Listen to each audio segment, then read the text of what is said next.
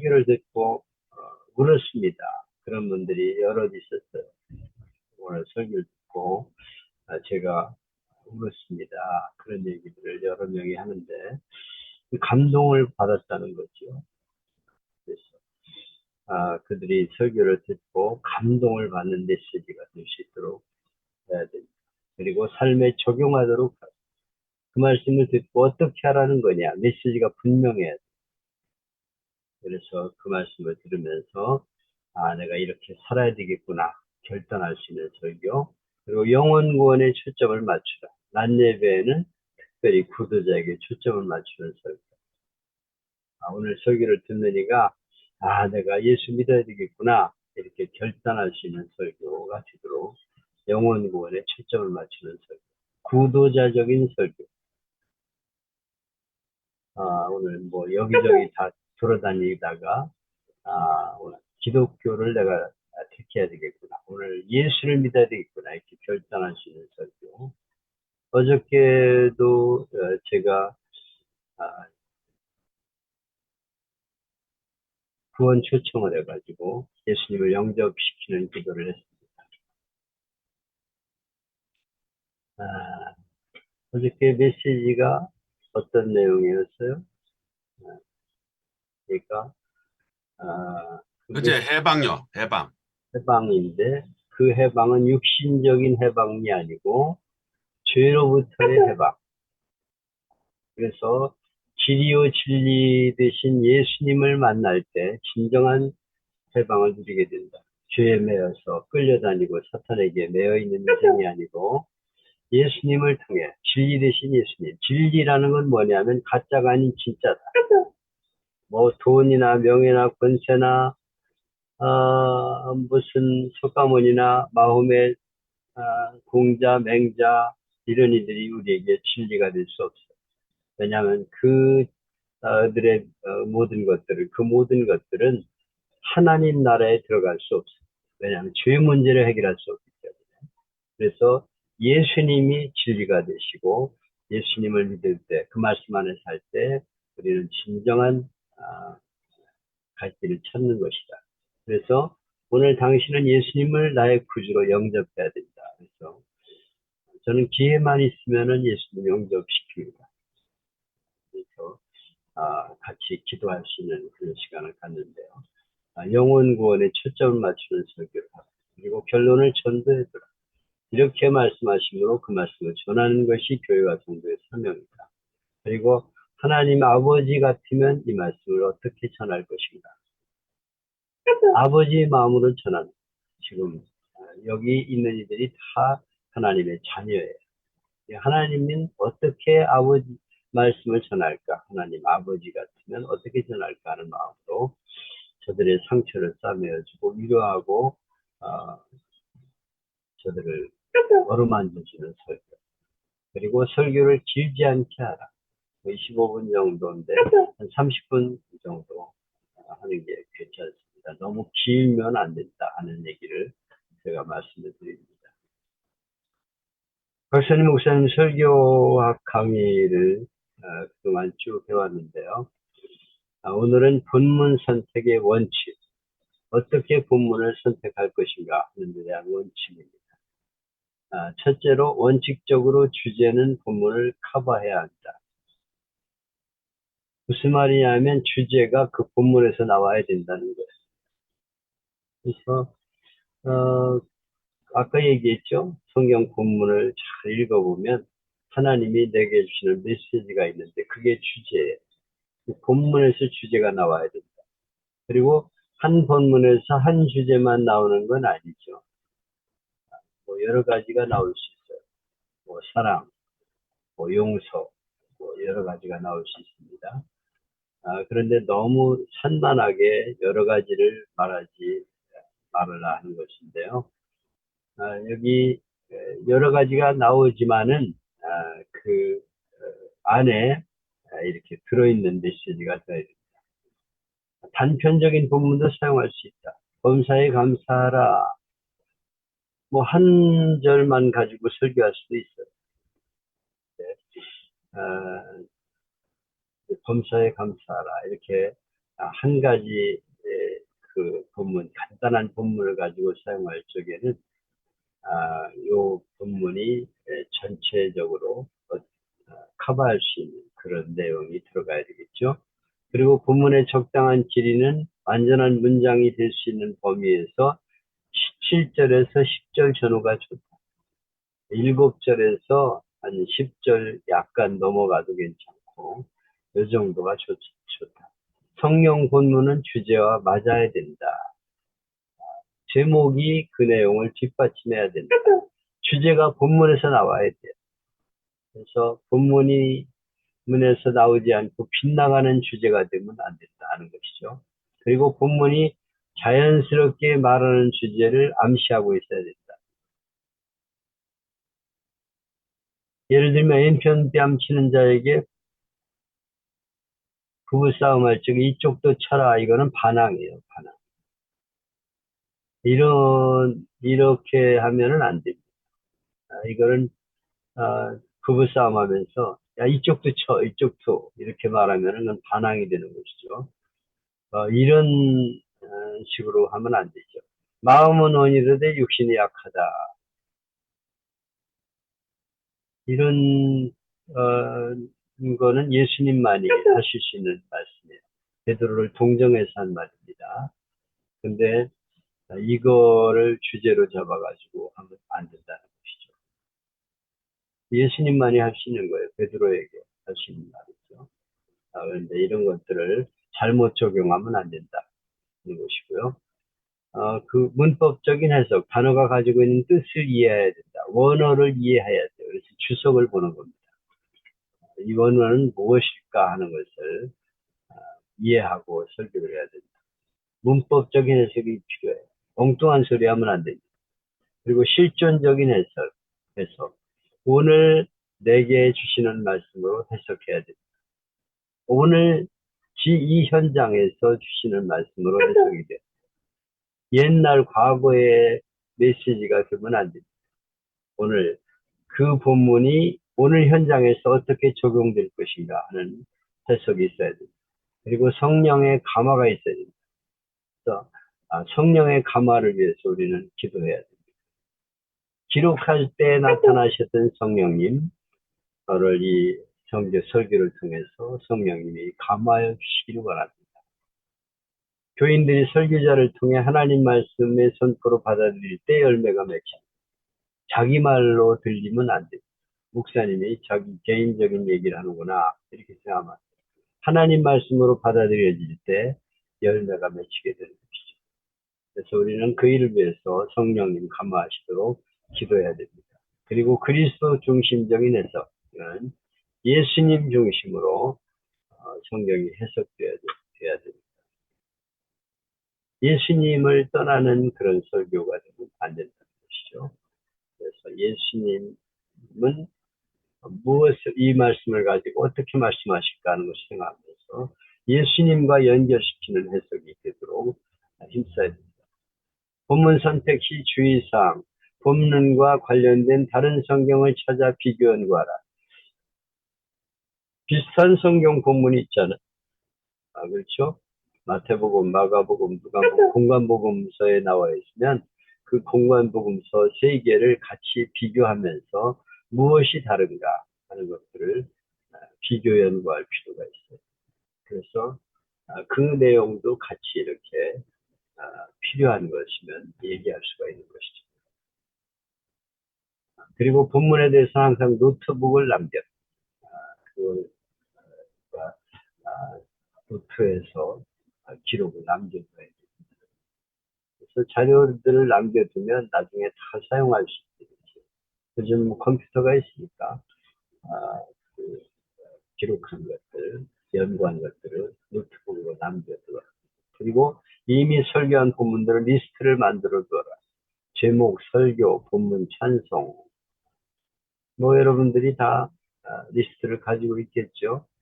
저는 주제별로 그거를 묶어놨습니다. 하늘교회 설교하던 것들을 제가 이 컴퓨터 작업을 할 때부터 한 것들은 주제별로 사랑 그러면 사랑을 다 모아가지고 리스트를 만들어서 그 설교한 걸 그대로 거기다 놓으면 그때 무슨 찬송을 했는가 나중에 뽑아서 참고할 수가 있게 되죠. 그리고 설교 내용 중에 본문 그 자체를 자주 인용하라. 성경 본문을 가지고 자주 인용을 할 때 목사가 정말 성경을 잘 아는구나 하는 것을 성도는 인정할 수 있어야 됩니다. 자꾸 본문에서 빗나가는 얘기를 하면 안 돼요. 본문이 무엇을 말씀하는가 하는 것을 깊이 해석을 하면서 설교를 할 필요가 있습니다.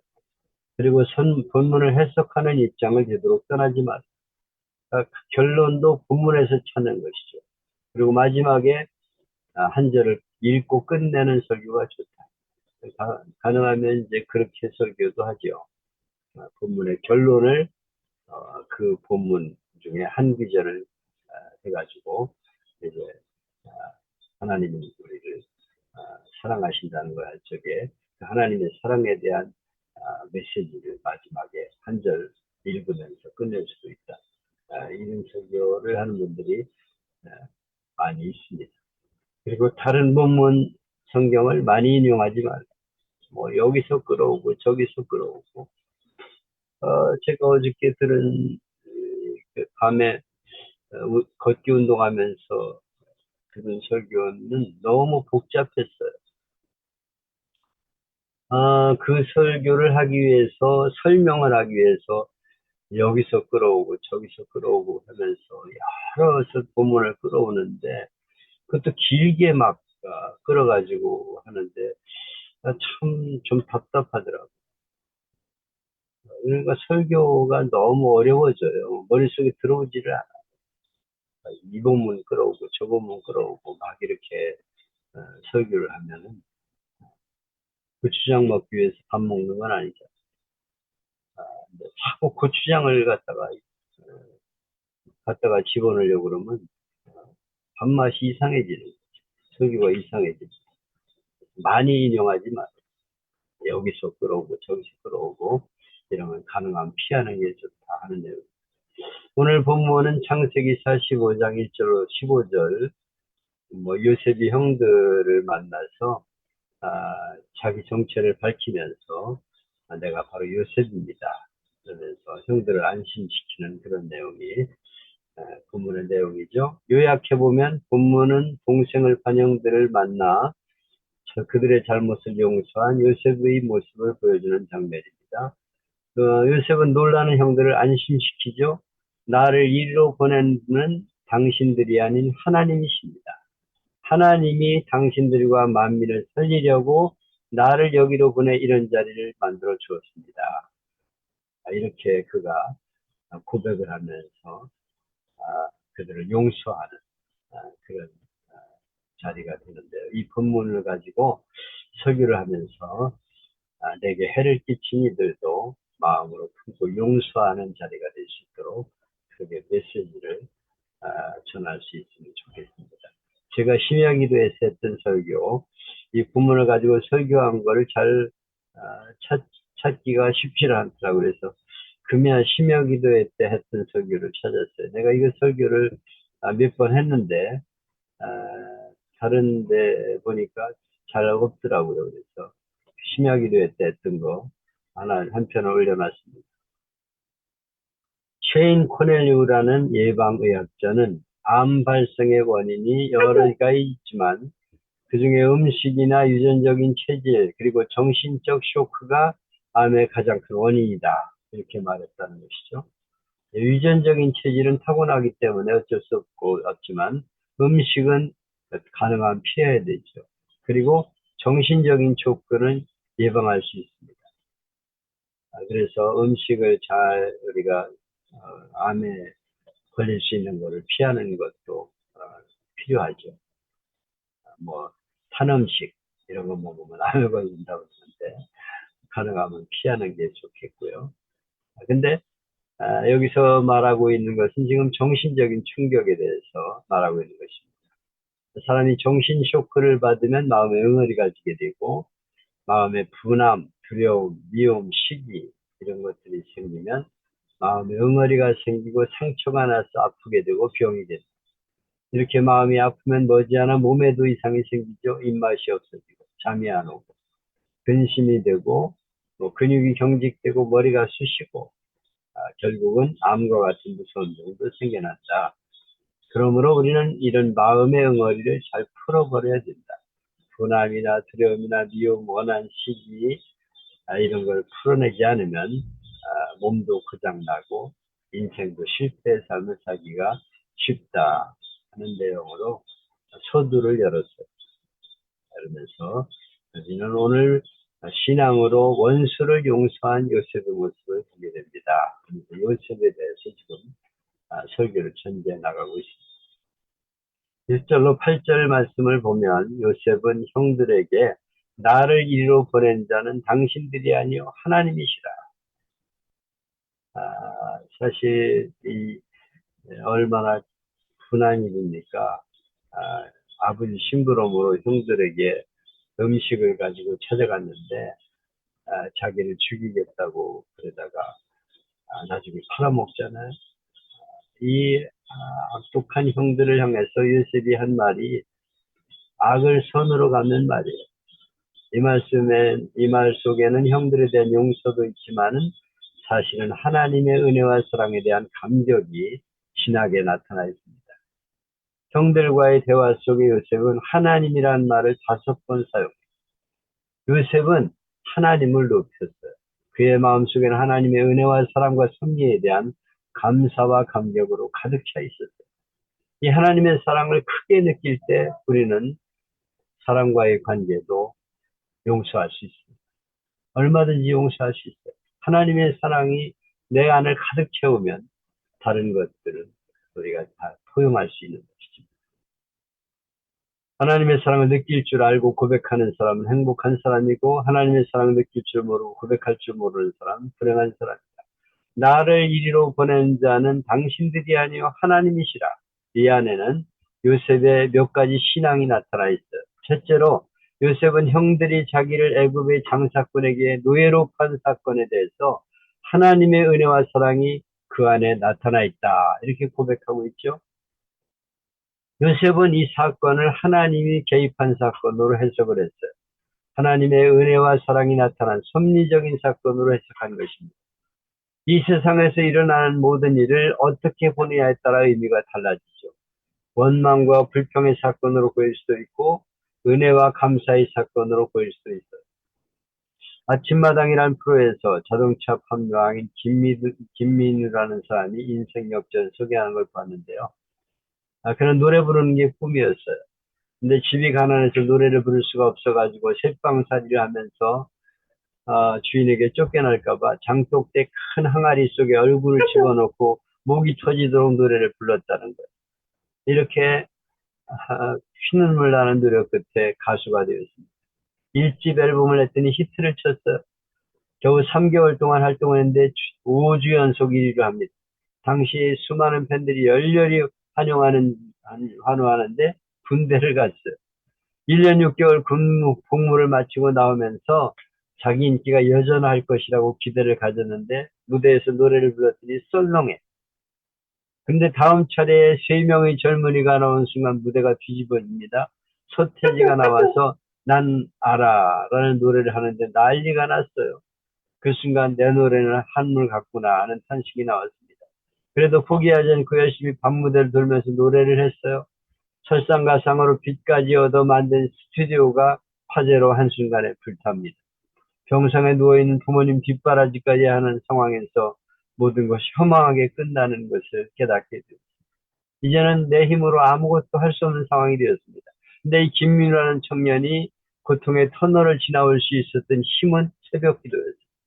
밤무대에서 노래를 불러 돈을 벌기 위해 하룻밤 100km가 넘는 힘든 여정 속에서도 새벽이면 하나님 앞에 나가 눈물로 부르짖었다는 거예요.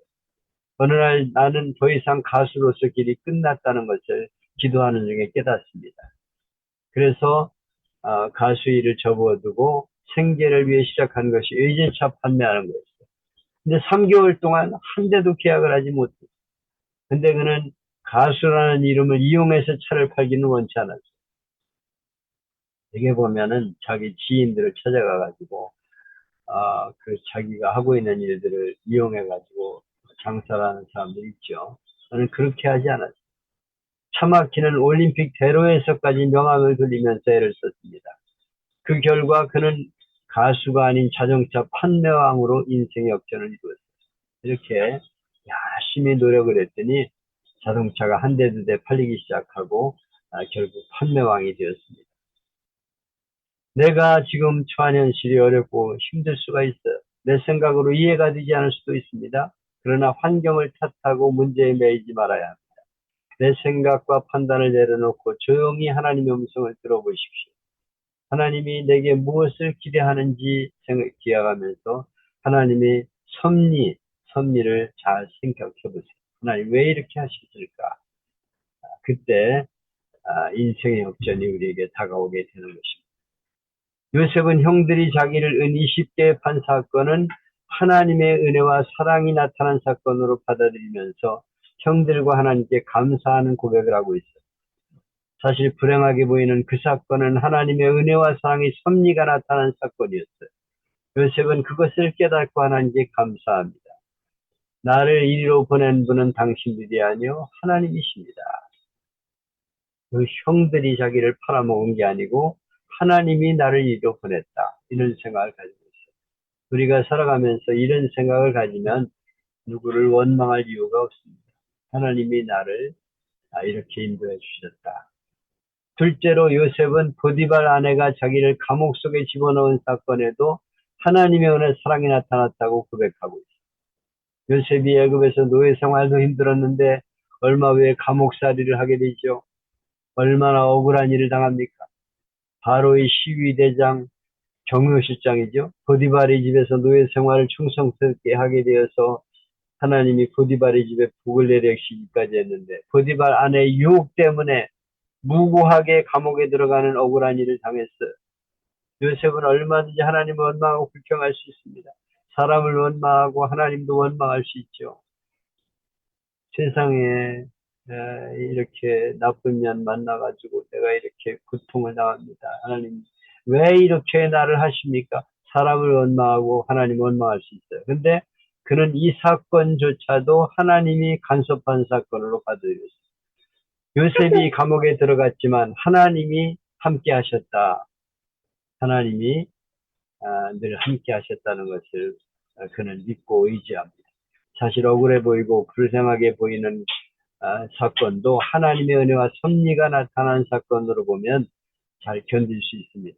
이랜드의 박성수 회장은 1975년 대학 4학년 때 근육무력증이라는 병에 걸려요. 이 병은 근육이 마비가 서서히 몸으로 확산되어 죽는 병입니다. 의학이 발달한 현재도 특별한 치료 방법이 없어요. 그는 자연히 누워 지낸 시간이 많았습니다. 그때 아무것도 할 수 있는 일이 없었어요. 그러나 그는 절망하지 않고 하나님께 기도하면서 독서를 하기 시작하는데 2년 동안 무려 3,000권의 책을 읽었어요. 이것이 청년 박성수의 인생에 눈을 뜨게 하는 기회가 됩니다.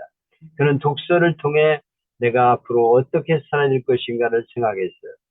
그리고 앞으로 내가 하나님을 믿고 어떻게 살아질까를 결단합니다.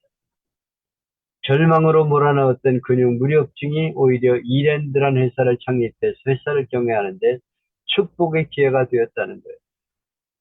근육무력증. 이건 얼마나 절망할 일입니까? 근데 그것을 그는 하나님의 은혜로 받아들였어요. 우리는 언제나 환경을 바라보고 하나님을 탓합니다. 문제의 책임을 하나님께 전가시켜요. 나는 열심히 몸부림을 치며 살아왔는데 하나님 왜 안 도와주고 내 인생을 꼬이게 합니까? 왜 저런 인간을 만나서 이렇게 어려움에 처하게 합니까? 이렇게 생각하는데 생각을 바꿔야 합니다. 바로 이 안에 하나님의 계획과 섭리가 있다 하는 것을 믿음으로 바라볼 수 있어야 됩니다. 우리가 부르는 찬송 파송 2절에 보면 이런 내용이 나오죠. 주님이 뜻하신 일 헤아리기 어렵더라도 언제나 주 뜻 안에 내가 있음을 아노라. 우리는 주님의 하시는 일을 헤아릴 수가 없어요. 그러나 하나님의 뜻 안에 내가 있다는 것을 안다 이거. 내가 가는 인생의 여정을 우리는 헤아리지 못합니다. 내가 원치 않은 일이 벌어져 바닥으로 떨어질지라도 하나님의 뜻 안에 내가 있다는 거예요. 나의 삶은 하나님의 뜻 안에 있다. 이것이 역경을 이기는 비결입니다. 이것이 우리 인생의 역경을 순경으로 바꾸는 지혜와 비밀입니다. 내 입장에서 내 뜻대로 해석하면 문제가 안 풀려요. 하나님의 관점에서 생각하면 문제가 풀립니다. 하나님의 섭리가 그 안에 있다는 거예요. 환경이 바뀌어서가 아닙니다. 문제는 그대로 있지만 하나님의 놀라운 계획과 뜻이 있음을 깨닫는 순간 거기에 감격이 있고 기쁨이 있고 내 삶의 태도가 바뀌게 되는 것입니다. 하나님은 이상한 분이죠. 절망스러운 자리에 처한 사람에게 엄청난 은혜를 베푸시는 것을 보게 돼요. 억울하게 보이고 불행하게 보이는 사건은 하나님의 은혜가 나타난 사건이었어요. 요셉은 그것을 알고 하나님께 감사합니다. 여러분 지금 환경이 어렵고 왜 이렇게 꼬이나 이렇게 생각하지 말고 하나님이 이 일을 통해 나를 이끌어 가신다 하는 생각을 가져야 합니다. 하나님이 나와 함께 하신다. 하나님이 나를 여기까지 인도하시고 앞으로도 인도하신다. 이런 믿음을 가져야 합니다. 셋째로 요셉은 바로가 자기를 애굽의 총리로 세운 사건에 하나님의 은혜와 사랑이 나타났다고 고백하고 있습니다. 요셉은 애굽 왕 바로가 옥중에 갇혀있던 자기를 불러내 애굽의 총리로 세울 때 그것이 하나님의 은혜와 섭리라는 것을 깨닫게 되었습니다. 요셉은 형들에게 말합니다. 하나님이 나로 바로의 아비를 삼으시며 그 온 집의 주를 삼으시며 애굽 온 땅의 치리자를 삼으셨나이다. 하나님이 바로와 만나게 하시고 바로가를 통해서 자기를 총리가 되게 하시고 애굽 전체를 다스리게 하는 모든 일을 하게 하신 것이 하나님이시라는 거예요. 하나님이 그렇게 주관하셨다는 것입니다. 하나님이 하실 일을 바로에게 보이심이니이다. 41정에 역사를 주관하신 하나님이심을 분명하게 말합니다. 또 하나님이 그 하실 일을 바로에게 보이신다함이 이것이라. 28절에 하나님이 이를 정하셨습니다. 32절 바로가 요셉을 총리로 세울 때 바로도 그것이 하나님이 하시는 일임을 인정했어요. 바로가 이르되 이와 같이 하나님의 신이 감동된 사람을 우리가 어찌 얻으리요 하고 요셉에게 이르되 하나님이 모든 것을 네게 보이셨으니 너는 너와 같이 명철하고 지혜 있는 자가 없도다. 너는 내 집을 치리하라. 내 백성이 다 내 명령을 복종하리니 나는 너보다 높음이 보좌뿐이니라. 여러분 오늘 나의 성공이 내가 머리를 잘 쓰고 운영 잘해서 이 자리에 온 것이라고 생각하지 마십시오. 하나님이 나를 이 자리에 오게 하신 것은 나를 통해서 하나님의 뜻을 이루고 생명을 구원하게 하심임을 알아야 합니다. 여기 요셉은 지금 형제를 용서하고 있습니다. 지난 시절 요셉은 형들 때문에 평생 씻을 수 없는 상처를 입었어요. 그래서 지금 총리가 된 마당에 마음만 먹으면 얼마든지 형들을 죽일 수 있어요. 근데 요셉은 복수하지 않고 용서합니다. 무엇이 요셉으로 하여금 형제를 용서할 수 있겠습니까?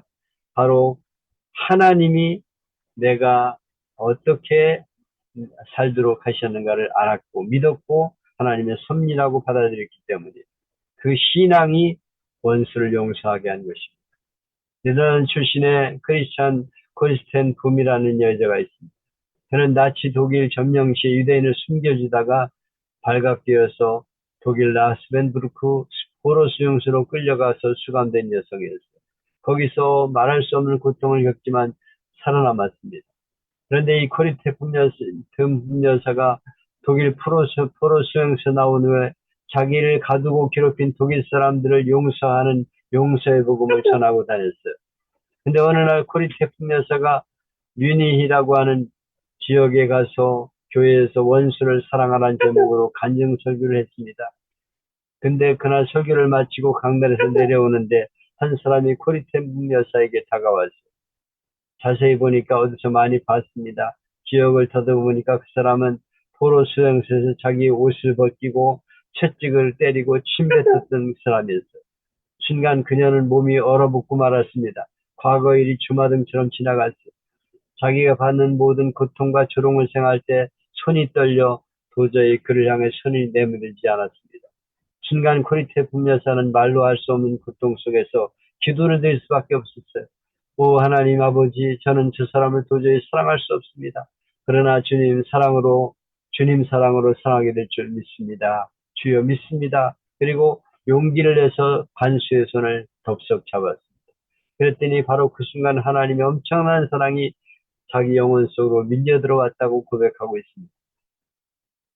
요셉은 지금 용서하기 힘든 상황, 도저히 용서할 수 없는 상황에 처했지만 모든 것을 하나님의 섭리로 받아들이고 용서하고 있습니다.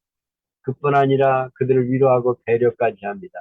당신들이 나를 팔았으므로 근심하지 마소서, 한탄하지 마소서. 하나님이 생명을 구원하시려고 나를 당신들 앞서 보내셨나이다. 얼마나 대단한 신앙입니까? 본문은 요셉은 역사의 주인이 하나님이신 것을 믿었습니다. 하나님의 절대 주권에 대한 신앙, 하나님의 섭리에 대한 믿음, 이 신앙이 우리에게 필요합니다. 이것은 국가적으로만이 아니라 개인적인 삶 속에서도 우리에게 필요합니다. 억울한 일을 당할 때, 괴로운 일을 당할 때, 아픈 일을 당할 때, 그 사람에게 포커스를 맞추면 우리는 상처에서 자유로울 수가 없어요. 하나님이 나를 인도하셨다 하는 생각을 가지게 될 때 우리는 그를 용서할 수 있고 품을 수 있게 되는 것입니다. 요셉은 형들에게 근심하지 말고 한탄하지 말라고 위로합니다. 그에게는 형들에 대해서 응어리지거나 맺힌 것이 조금도 남아있지 않았습니다. 그러니까 하나님이 요셉에게 복을 주지 않겠습니까? 예수님은 우리를 풀어주시기 위해 이 땅에 오셨어요. 그러므로 우리가 예수님 안에서 풀지 못할 것은 아무것도 없습니다.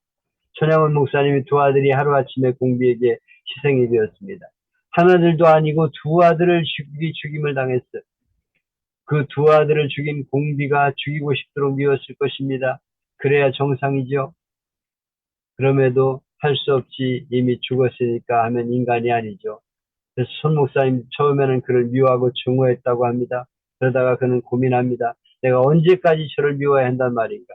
내가 저를 미워한다고 한들 죽은 두 아들이 살아난단 말인가? 그러다가 그 공비를 살리기 위해 탄원서를 씁니다.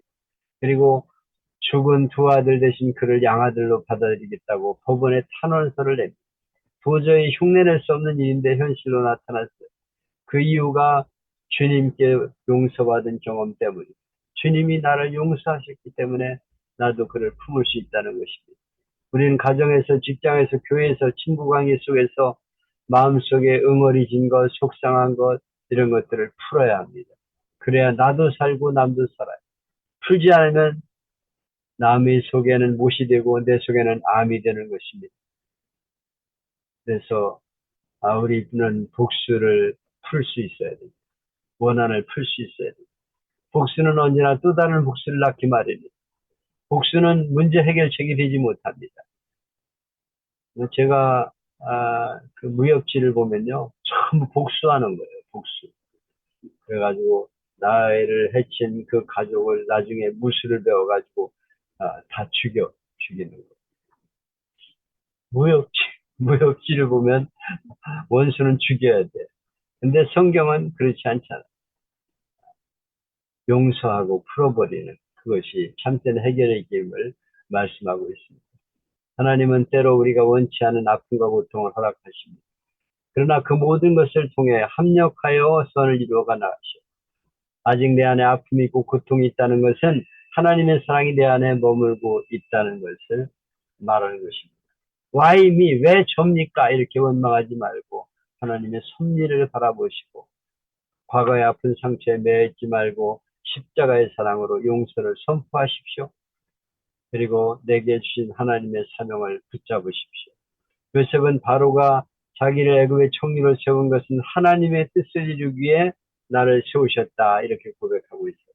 하나님이 큰 구원으로 당신들의 생명을 보존하고 당신들의 후손을 세상에 두시려고 나를 당신들 앞서 보내셨나니 그런즉 나를 이루어 보낸 자는 당신들이 아니요 하나님이십니다. 하나님이 나로 바로의 아비를 삼으시며 온 집에 주를 삼으시며 애굽 온 땅의 치리자를 삼으셨나이다. 하나님이 나를 이렇게 이 땅에 보내신 것은 생명을 구원하기 위해 보내셨다는 것. 하나님의 사명을 깨닫게 될 때 우리는 행복한 인생을 살 수가 있습니다. 하나님이 나를 이렇게 저렇게 인도해가지고 오늘 있게 하여 주셨다. 나를 통해서 생명을 살리라고 이 사명을 맡겨주신 것이다. 이렇게 생각하면 우리가 행복하게 사역을 할 수가 있게 됩니다. 여러분도 마찬가지겠지만 저도 하나님이 이모저모로 훈련을 시키시면서 목사가 되게 하셨어요. 생각하면은 참 목사 아들로 태어나가지고 고생 많이 했죠.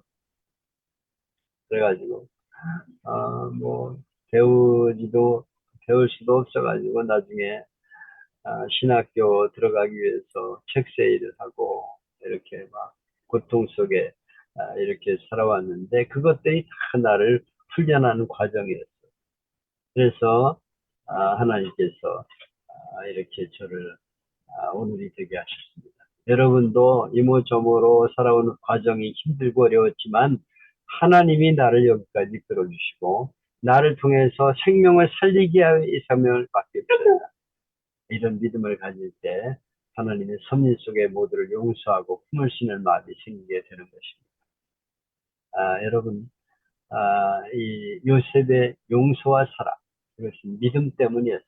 하나님이 나를 여기로 보내서 오늘이 되게 있게 하셨다 하는 믿음을 갖고 그들을 다 품을 수가 있었습니다.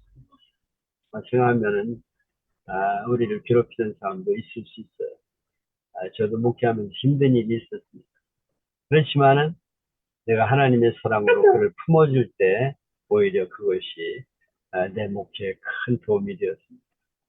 힘든 일이 많이 있고 마음속에 미워지는 사람이 있다 할지라도 하나님의 사랑으로 품고 하나님의 섭리 안에 되어진 것이다. 이런 믿음으로 잘 극복하셔서 하나님께 영광을 드리는 우리가 될 수 있기를 바라고 우리 성도들에게도 이 요셉의 신앙을 가르쳐서 서로 미워하고 교회 안에서도 이게 얼마나 많습니까? 정말 힘든 거는 교회 안의 갈등이에요. 풀지를 못해. 그래가지고 서로 그냥 이렇게 맺고 풀지를 못하고 살아가는데 우리가 끊임없이 용서와 사랑을 선포해야 돼. 하나님의 은혜를 선포해야 됩니다. 그 길만이 사는 길이에요. 교회가 사는 길이고 개인이 사는 길입니다.